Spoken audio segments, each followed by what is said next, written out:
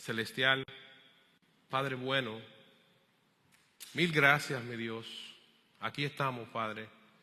En esta mañana nosotros deseamos que tú, así como te has paseado en medio nuestro a través de las alabanzas, hemos sentido tu presencia y sabemos que porque es promesa tuya, por tu palabra, que donde hay 2 o 3 o más reunidos en tu nombre, allí estás tú. Por eso sabemos que tú estás en medio nuestro. Y así como has estado con nosotros hasta este punto, te suplicamos que nos dirijas ahora en la reflexión de tu palabra, que tanto a mí, que tengo la responsabilidad de compartirla con mis hermanos y con todos aquellos que la van a escuchar, como a cada persona que se va a exponer también a esta reflexión, a esta predicación, que nuestra mente y corazones estén abiertos y prestos para escuchar tu voz, porque es palabra tuya, Señor. Ayúdame a serte fiel en la exposición de ella. Guía mi mente, mi pensamiento, mis emociones, mis preconcepciones, Señor, para que yo pueda ser hallado fiel delante de tu presencia en la exposición de esta tu palabra. Y guía a mis hermanos y a todos aquellos que lo van a escuchar, para que puedan también discernir tu palabra de la manera que tú la inspiraste, para la gloria de tu nombre primeramente y para bendición de nuestras vidas. Te lo pedimos por Jesucristo, nuestro Señor y Salvador eterno, tu Hijo amado. Amén. Hoy tenemos una reflexión en Primera de Pedro, capítulo 4, y que tiene como título una pregunta. Si ustedes pueden ver aquí en la proyección, en lo que lo vieron también publicado en el Facebook o en el grupo de WhatsApp, la pregunta es que ¿por qué necesitamos nosotros ser buenos administradores de lo que Dios nos da? Cuando nosotros escuchamos esta pregunta, quizás muchos podrían inmediatamente inclinarse a pensar en que lo que Dios nos da es solamente cosas materiales, dinero, cosas materiales. Pero la realidad es que lo que Dios nos da es más amplio que cosas materiales. Dios nos da todo lo que tenemos y lo que somos, nos lo ha dado Dios y nos lo sigue dando. Nos ha dado la vida, nos da todo lo que nosotros podemos hacer. Y para los hijos de Dios, lo que hemos creído en Él por Jesucristo, nos da también dones espirituales. Nos ha regalado el Espíritu Santo como promesa que guía nuestras vidas.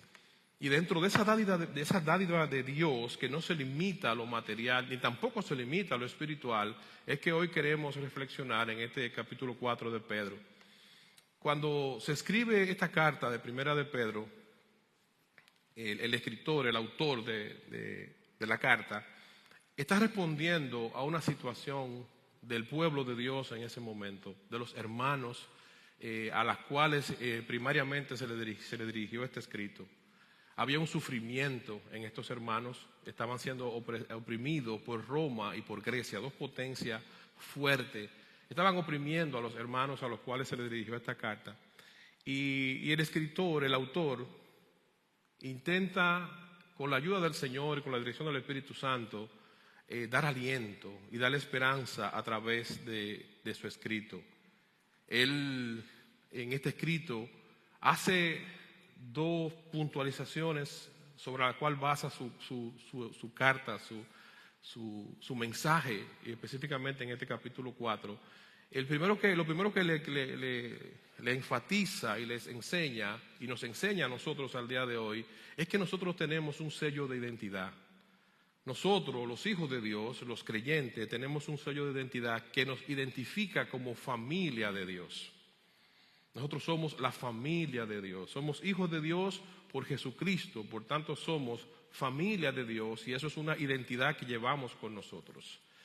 Cuando usted va a algún lugar a solicitar un documento o un servicio, regularmente le piden que le dé un documento de identidad porque quieren saber quién es usted.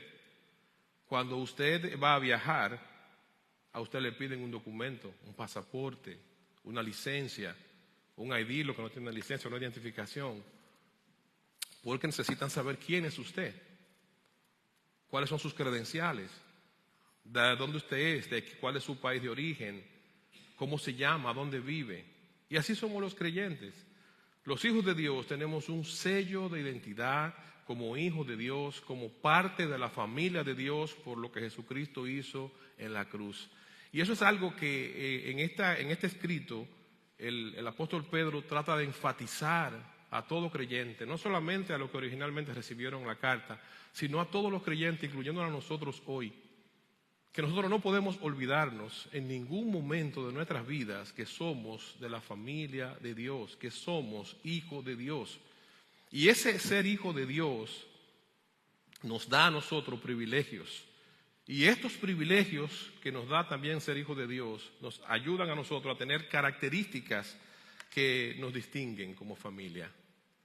Usted, por ejemplo, quiere saber, aquí mismo en la ciudad donde vivimos, usted, por ejemplo, sale a cualquier negocio y usted identifica rápidamente, a veces hasta sin hablar, quién es dominicano, quién es de Guatemala, quién es norteamericano. Porque hay características, hay rasgos que definen a la persona. Inclusive, personas que tienen rasgos latinos, usted puede ver por sus gesticulaciones, por la forma como hablan, usted puede ver de qué nacionalidad son. Desde que abren la boca, usted puede saber de dónde son. Y así también los creyentes tenemos características que nos distinguen. Entonces, en esta carta, primera carta del apóstol Pedro, está haciendo mención a estas dos cosas principales. A este sello de identidad como familia de Dios que tenemos y a las características que nos definen a nosotros como hijos de Dios, como parte de esa familia de Dios. Y esto lo hace para recordar a dónde pertenecemos. ¿A dónde pertenecemos nosotros? Ahora cantábamos hace un rato en el tiempo devocional lo que era entregarse a Dios. Esta última alabanza que estábamos cantando decía, me entrego a ti, ante ti me postraré. ¿Por qué? Porque yo soy un hijo de Dios y yo vivo para adorar a Dios y todo mi ser vive para postrarse ante Dios todos los días de mi vida y en cada una de las circunstancias de nuestras vidas. El ser humano, nosotros vivimos en esta tierra y el ser humano está expuesto a situaciones e inclusive la Biblia dice que es necesario que a través de muchas pruebas entremos al reino de Dios. O sea que las circunstancias difíciles que nosotros vivimos son cosas que ya Dios la prediseñó para que nosotros podamos crecer espiritualmente y que nuestro carácter se forme cada vez más para el estilo de Jesucristo. Las circunstancias difíciles nos enseñan, los momentos de dolor nos enseñan, los momentos de dificultad nos enseñan. Lamentablemente algunas personas necesitan que lo aprieten un poco más que otros, porque hay personas que a veces tienen que cometer el mismo error muchas veces para poder aprender. Otros cometen el error, siguen sufriendo y a veces tampoco cogen la lección. Pero cuando usted ama a Dios, cuando usted tiene a Jesucristo como su Señor, entonces usted está presto a que Dios le moldee a través de circunstancias. Y usted sabe que lo que la Biblia dice es una realidad. Usted sabe que Dios ya ha dicho en su palabra que vamos a tener padecimientos y que estos padecimientos procesados a través de lo que Jesucristo establece, de lo que Dios establece en su palabra, van a ser para la gloria de Dios y edificación de nuestras vidas. Entonces, el apóstol intentando responder a esta necesidad, tanto de los hermanos de ese entonces como de todos nosotros, todas las generaciones de creyentes que hasta aquí hemos llegado y las que estarán hasta que Jesucristo venga por su iglesia, les recuerda este sello de identidad como familia de la fe y las características que los definen. Cuando leemos en el Evangelio de Juan, capítulo 16, versículo 33, Jesucristo hizo esta advertencia. Dice, hablando de cómo Jesucristo, hablando de cómo mediante la obra del Espíritu Santo nuestra tristeza se convertirá en gozo, dice lo siguiente, les he dicho todo lo anterior. O sea, él está hablando de cómo nosotros como cristianos que tenemos el Espíritu Santo, esa obra que el Espíritu Santo hace en nosotros, que muchas veces es a través del dolor, se convertirá en gozo. Es una promesa de Dios. Entonces, en el capítulo 16 del Evangelio de Juan, versículo 33, Jesucristo dice, les he dicho todo lo anterior, o sea, hablándole de esto, para que en mí tengan paz. Aquí en el mundo ustedes tendrán muchas pruebas y tristezas, pero anímense, porque yo he vencido al mundo. Jesucristo advierte el sufrimiento. Esto está el Señor Jesucristo hablando, advirtiendo el sufrimiento de los hijos de Dios, de los creyentes. Hay personas que están a veces calladitos, usted lo ve ahí, usted no sabe todo lo que hay en su cabeza, usted no sabe todo lo que hay detrás de la puerta de su casa cuando se cierra, el sufrimiento, los padecimientos, las preocupaciones que están llevando las personas, que los pasan en silencio. Otros son más públicos, pero muchas personas sufren en silencio, cosas que no solamente lo saben ellos y su almohada y Dios. Entonces todo eso Dios lo sabe, y el apóstol Pedro, inspirado por Dios, aquí busca dar respuesta a esto. En este capítulo 4 específicamente, donde vamos a leer los versículos del 7 al 11, aunque ¿verdad? En un momento quizás trataremos algún otro de los pasajes. Dice 1 de Pedro 4, versículos 7 al 11: el fin del mundo se acerca, por consiguiente, sean serios y disciplinados en sus oraciones. Lo más importante de todo es que sigan demostrando profundo amor unos a otros, o sea, entre hermanos, porque el amor cubre gran cantidad de pecados. Abran las puertas de su casa con alegría al que necesite un plato de comida o un lugar para dormir. Dios, de su gran variedad de dones espirituales, les ha dado un don a cada uno de ustedes. Úsenlo bien para servirse los unos a los otros. ¿Has recibido el don de hablar en público? Entonces habla como si Dios mismo estuviera hablando por medio de ti. ¿Has recibido el don de ayudar a otros? Ayúdalos con toda la fuerza y la energía que Dios te da. Así, cada cosa que hagan traerá gloria a Dios por medio de Jesucristo. A Él sea la gloria y todo el poder por siempre y para siempre. Amén. Esta es la exhortación que le hace aquí, que nos hace a nosotros el apóstol en este pasaje de 1 de Pedro 4. Y cuando iniciamos en la introducción de la exposición de este pasaje, hablamos de dos puntos que el apóstol enfatiza para recordarnos a nosotros quiénes somos y darnos esperanza en Cristo. Y hablamos de que el primer punto que él enfatizó, de los dos que enfatizó, fue que somos familia de Dios, que somos una pertenencia de Dios por Jesucristo. Cuando leemos en 1 de Pedro, aquí mismo, en el mismo libro, en su capítulo 2, un poco más atrás, y vemos los versículos del 9 al 10, el apóstol hace una enfatiza fuertemente este punto de quiénes somos en Dios. Y dice en 1 de Pedro capítulo 2, versículos 9 y 10, pero ustedes, refiriéndose a los cristianos, no son así porque son un pueblo elegido. O sea, nosotros no somos familia de Dios simplemente porque somos un pueblo elegido. Dice, son sacerdotes del Rey, una nación santa. Y oiga esta palabra, posesión exclusiva de Dios. O sea, nosotros somos una posesión exclusiva de Dios.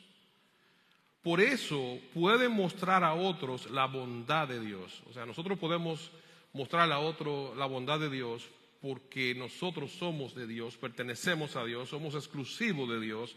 Y ese amor de Dios puesto en nosotros es lo que podemos reflejarle hacia los demás. Porque en nuestra naturaleza no podríamos hacerlo de esa manera. Podemos mostrar afecto, pero el amor genuino, puro y verdadero de Dios solamente podemos mostrarlo porque Dios se ha revelado a nosotros primero. Dice, por eso pueden mostrar a otros la bondad de Dios, pues Él los ha llamado a salir de la oscuridad y entrar en su luz maravillosa. Antes no tenían identidad como pueblo, ahora son pueblo de Dios. Los creyentes, los cristianos, ahora somos pueblo de Dios. Antes no recibieron misericordia, ahora han recibido misericordia de Dios. A veces nosotros se nos olvida esta verdad. A veces se nos olvida esta realidad. Y podemos inclusive caer, le pasa a muchas personas, a muchos creyentes, en crisis de identidad. La crisis de identidad le pasa a los creyentes, también le pasa a las personas no creyentes. a los adolescentes con mucha frecuencia le suceden crisis de identidad. A las personas, cuando llegamos a lo que estamos ya en ese averaje, en los 50, también podemos entrar en crisis de identidad. Y yo recuerdo un famoso refrán, un seudónimo que se le dio principalmente a los hombres de los 50, 40, 50 años, hace unos años atrás, se le llamaban viejevos.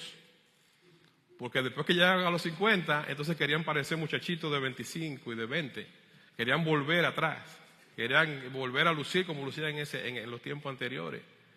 Entonces, eso es una crisis de identidad porque entonces ya no estás viviendo tu tiempo, el momento que te ha tocado vivir, el momento de la parte de la vida que te corresponde vivir. Usted ve personas también que tienen una cierta edad que quieren aparentar más jóvenes, otros más viejos. Hay personas que son jóvenes y aparentan personas mayores, porque no tienen una identidad. Hay también las crisis de identidad de orientación sexual.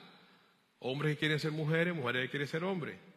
Todavía peor, ahora mismo hay algunos que no saben lo que son, los binarios, los no binarios. Entonces, todo eso afecta a la sociedad. Y a los creyentes muchas veces nos afecta no entendiendo quiénes somos. Dentro de lo que caracteriza a una persona cuando tiene una crisis de identidad es que se hace por las investigaciones que pudimos hacer, las siguientes preguntas. Una de las cosas que se pregunta es ¿quién soy? No saben quiénes somos. Otra cosa es ¿qué creo? No saben en qué creen. Muchas personas tienen años viniendo a la iglesia, tienen años que se bautizaron, que fueron recibidos como miembros, que vienen a los estudios bíblicos, que están en las predicaciones, en los tiempos de oración, pero en el fondo de su corazón y de su mente no saben en lo que creen. Cuando usted le pregunta qué es el evangelio, en qué es lo que tú crees, no le saben dar una respuesta. Pasan años congregándose y caminando con la iglesia, pero no saben en realidad quiénes son. Entonces eso es ahí, cuando la persona está en ese punto, está en una crisis de identidad. Otra pregunta que se hace es cuáles son los valores que deben de regir su vida. Las cosas a las cuales usted le da valor. La persona cuando tiene una crisis de identidad no sabe cuáles son las cosas que deben tener valor para ellos. Usted ve creyentes que actúan como inconversos en su forma de actuar, en su forma de pensar, en lo que hacen hacia afuera, en sus gustos. Actúan como impíos. Crisis de identidad. Pablo le llama a eso creyentes carnales.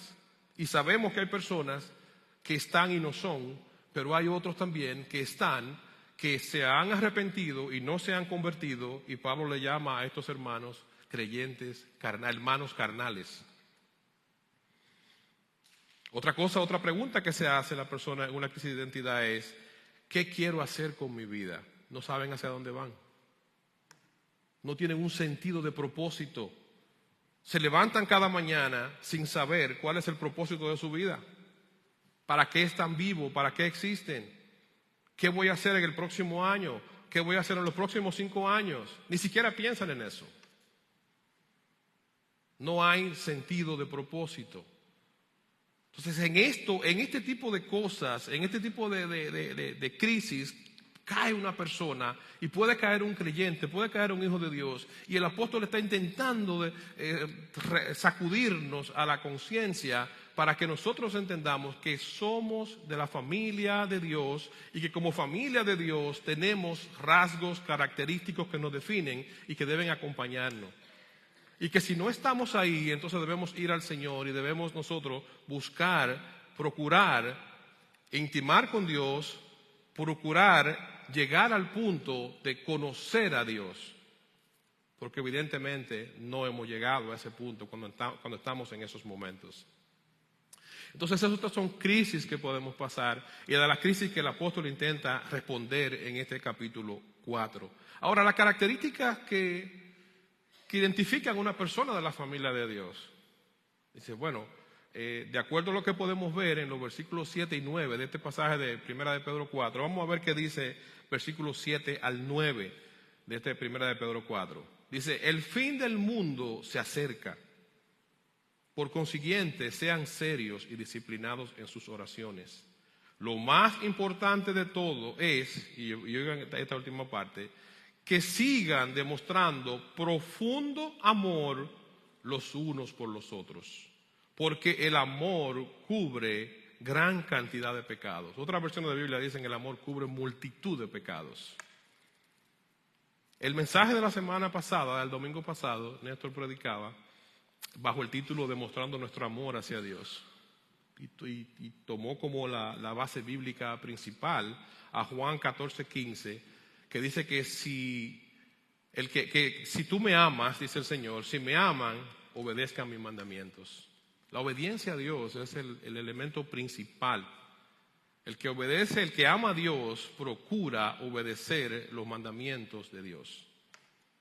Si usted no obedece los mandamientos de Dios, si no hay un anhelo en su corazón por obedecer a Dios, entonces sepa que usted no ama a Dios. Usted puede haber sido influenciado por el Evangelio, usted puede tener la costumbre de congregarse, usted puede conocer inclusive, haber estudiado la Biblia, puede tener muchas cosas, pero no ha amado a Dios. El mismo Jesucristo en un momento, cuando quiso dar una explicación concreta y firme a las personas que lo seguían de quién realmente era un creyente y quién es Dios para el creyente, dijo estas palabras, dijo, el que me ama, o sea, el que ama a Cristo, el que recibe a Cristo como su Señor, dice, mi Padre, o sea, Dios Padre, le amará a él. Si yo pongo mi corazón para amar a Cristo, entonces Dios Padre me ama a mí. Entonces, ese amor mutuo ahora viene en la Trinidad. Dice, y vendremos a Él y haremos morada con Él. O sea, en la persona del Espíritu Santo, como Dios es Espíritu, por eso recibimos nosotros en nuestro cuerpo, en nuestra mente, en nuestra capacidad, el Espíritu Santo de Dios como promesa. Porque la misma persona de Dios viene a morar con nosotros, o sea, viene a estar en mí. Camina conmigo, duerme conmigo, se baña conmigo, va al trabajo conmigo. La misma persona de Dios. Cuando yo amo a Dios, Dios está en mí. Y está 24 horas al día, 7 días a la semana conmigo. Y aún en los momentos donde yo puedo serle infiel al Señor y cometer errores, está conmigo porque mi tristeza y mi dolor es haberle fallado al Señor en el momento que me equivoco y le soy infiel. Porque la persona del Espíritu Santo de Dios, esa santidad de Dios en nosotros, nos reprende cuando ofendemos la santidad de Dios. Y una cosa es ser religioso. Hay personas que tienen una religiosidad extrema. Hay personas que ven pecado donde quiera, que ven al diablo donde quiera, donde no lo hay, y no lo ven donde está. Eso es una cosa. Y otra cosa es ser ligero e ignorar la santidad de Dios. Porque yo me quiero dar un placer, porque yo le quiero dar un placer a mi cuerpo.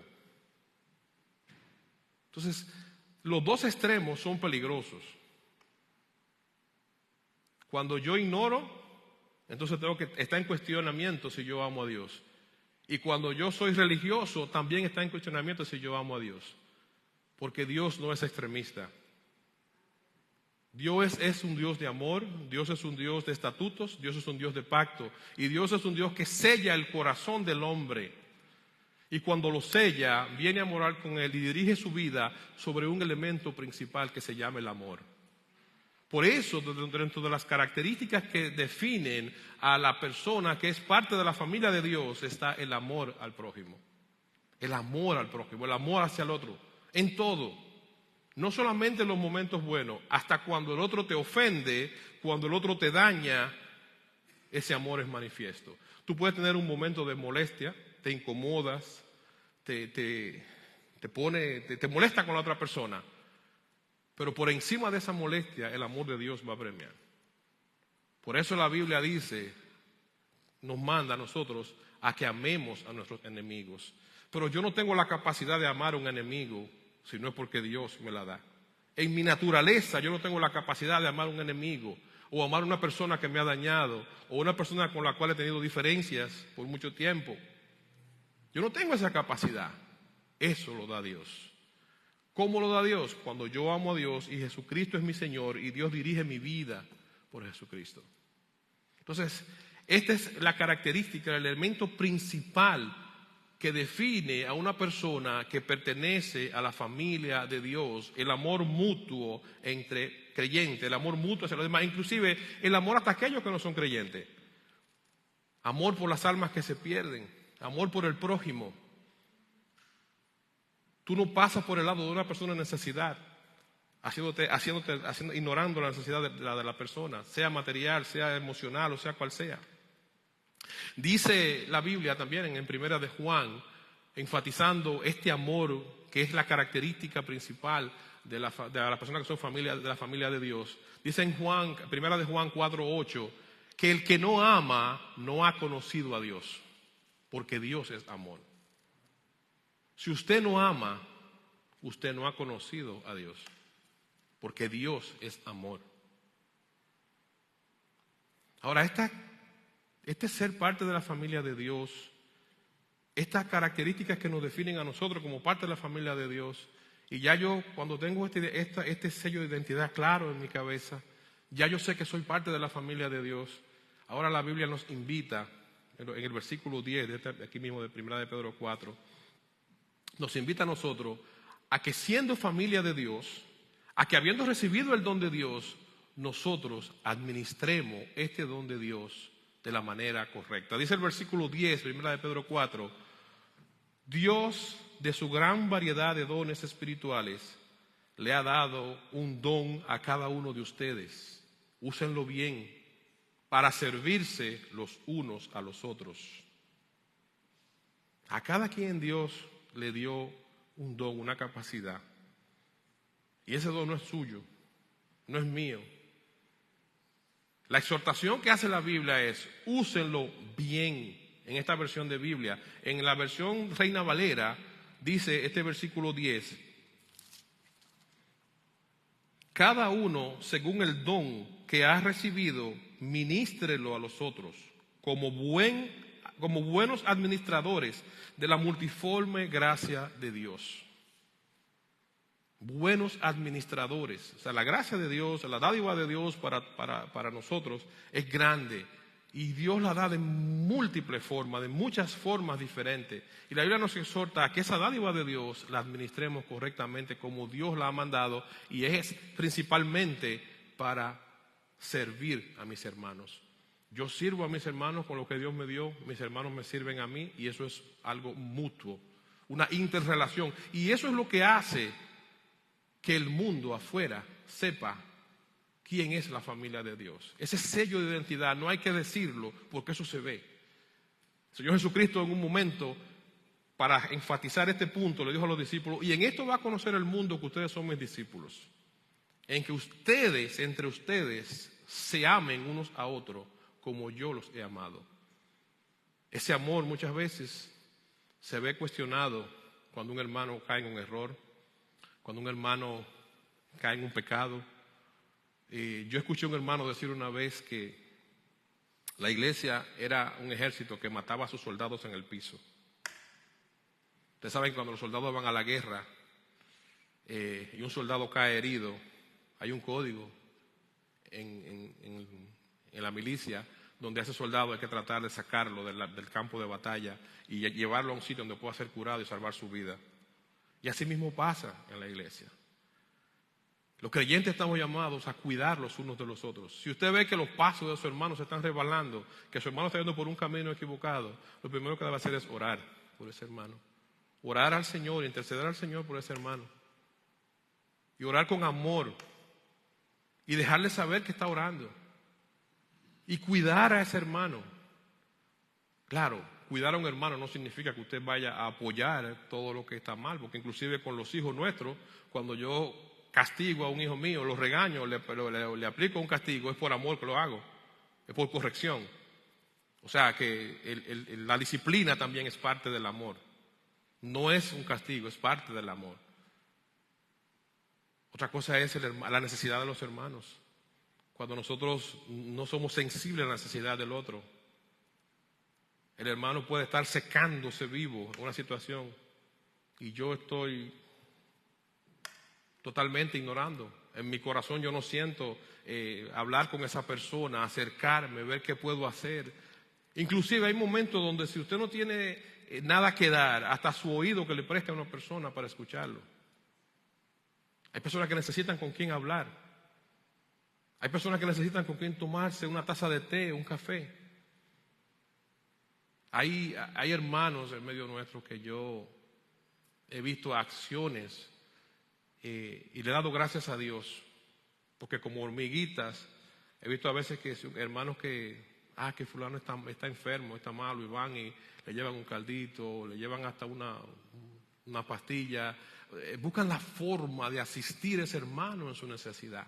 Un hermano que está pasando por un momento difícil con un hijo, por una situación difícil, es ser sensible a la necesidad del otro, sea cual sea. Y que esa sensibilidad no sea como un festinamiento de yo ser popular o dejar saber que soy una persona servicial, sino que sea sobre la base del amor mutuo, el amor al hermano.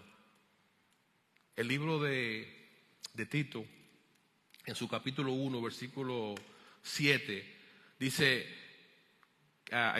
hablando de las personas, de los que tienen dones de parte de Dios, de los que tienen dádivas dentro de la iglesia, dice que si un líder de la iglesia es administrador de la casa de Dios, debe de vivir de manera intachable. No debe ser arrogante, no debe ser iracundo, no debe emborracharse, no debe ser violento, no debe ser deshonesto con el dinero. Eso en esta versión de Biblia, en Nueva Traducción Viviente. Pero es el mismo mensaje con diferentes palabras en otras versiones. O sea, hay características que un buen administrador de lo que Dios da debe de tener y que debemos observar si eso está en nosotros. Un buen administrador de la gracia de Dios, hasta dando amor y servicio, debe hacerlo de la manera correcta. Porque muchas veces ignoramos y hacemos cosas incorrectas en esa área, pero a veces es otro extremo. Hay otro extremo que es que haciendo lo correcto no sabemos tener límites. La Biblia dice en Proverbios capítulo 29 y versículo 15 que el niño mimado es vergüenza de los padres. Cuando usted le da un exceso de amor a un muchacho que usted no lo sabe balancear, usted daña a ese muchacho porque le da un mimo exagerado. Cuando usted no sabe balancear eso, usted lo daña. Cuando usted da exceso de privilegios, es peligroso. Cuando usted inclusive sirviendo a los demás, usted no pone límites, también es peligroso. Usted debe hacer lo correcto, usted debe administrar la gracia de Dios como Dios la da, para lo que Dios la da, pero debe hacer lo correcto sin irse ni a un lado ni al otro, sin ser mezquino, dejándola de usar para lo que Dios se la dio, pero mucho menos tampoco yéndose a un extremo donde usted muchas veces daña a personas de su círculo interno por no saber manejar su servicio hacia los demás. Hubo un tiempo de mi vida ministerial que fue una de las cosas que yo tuve que ajustar. En mi enamoramiento con el Señor, en mi servicio para las cosas de Dios, yo estaba todo el tiempo sirviendo en el ministerio. Y yo tuve que sentarme. Y tuve que pedir perdón a mi familia. Porque no supe administrar la dádiva. Hay personas que sirviendo en la obra pierden su familia. Personas que a veces sirviendo un ministerio sirven a los hermanos y las esposas y los hijos, los esposos y los hijos andan por ahí desbandados. Son otros de los extremos malos. Entonces, ser un buen administrador de lo que Dios da es ser una persona centrada, balanceada, buscando dirección del Espíritu Santo. Y ser un buen administrador significa que si yo veo que mi hermano se está excediendo en su servicio al Señor y eso le va a afectar a su familia y esa persona por quizá la falta de madurez o de conocimiento no sabe lo que le puede pasar, yo que tengo la madurez para ver lo que ya lo he pasado, debo acercarme y decir: mi hermano, ven acá. Veo que amas a Dios, que sirves a los demás, pero creo que debe de poner atención a esto. Porque te vas a dañar a ti, vas a dañar a tu círculo de familia. Ser un buen administrador de la gracia de Dios implica cuidar en ambas direcciones. Que no se dé en exceso al punto que daña a los tuyos y que no se deje de dar y expresar el amor mutuo que Dios pone en nuestros corazones. Ser un buen administrador de la gracia de Dios implica ser una persona centrada y balanceada. Y concluyo con estas palabras. Cuando leemos en el versículo 11 de 1 de Pedro 4, la parte ya final de este versículo 11, dice que así que cada cosa que hagan, cada cosa que nosotros hagamos, debe traer gloria a Dios por medio de Jesucristo. Todo lo que hacemos debe ir enfocado desde un sentimiento, desde una motivación de traer gloria a Dios por medio de Jesucristo. O sea, guiado por lo que Jesucristo nos instruye, todo lo que yo haga debe ser con un solo propósito, que Dios se lleve la gloria. Dice, a Él sea toda la gloria y todo el poder por siempre y para siempre. Y Colosenses capítulo 3, 23 y 24 dice de esta manera: trabajen de buena gana en todo lo que hagan, como si fuera para el Señor y no para la gente. Recuerden que el Señor los recompensará con una buena herencia y que el amo a quien sirve usted es Cristo. Amén. Recordemos administrar la gracia de Dios, que es necesaria hacer lo correcto porque esto glorifica a Dios. Oremos. Mi Dios, muchas gracias. Gracias por tu palabra. Gracias, Padre, por todo lo que haces con nosotros. Gracias por la dádiva que vienen de ti, por lo que nos concede tanto espiritual como materialmente. Mi Dios, ahora te suplicamos que nos ayude a nosotros reflexionar en esta mañana en todo lo que hemos visto a través de tu palabra, que nos ayude a ser buenos administradores de lo que tú pones en nosotros. Mira a este pueblo tuyo, Señor, que te servimos, Señor, con nuestras imperfecciones, con nuestras luchas. Ayúdanos, mi Dios, a cada día más buscar la gloria de tu nombre, a cada día más procurar amarnos mutuamente para que el mundo vea que somos tus hijos, para que dentro de tu pueblo podamos vivir con regocijo, con armonía, con hermandad, para que no sea un cuestionamiento las señales, los sellos de identidad que tenemos como hijos tuyos, sino que sean evidencia que redunden para la gloria de tu nombre. Gracias, mi Dios, gracias por tu dádiva, gracias por tu amor, gracias por los dones, gracias por la provisión material, gracias por habernos hecho tus hijos por Jesucristo. Gracias, Padre. Ahora sé con nosotros, ayúdanos a atesorar esta palabra, a que podamos reflexionar en ella y hacerla realidad en nuestras mentes y corazones. Gracias, mi Dios. Te lo pedimos por Jesucristo, tu Hijo amado, nuestro Señor, nuestro Salvador. Amén.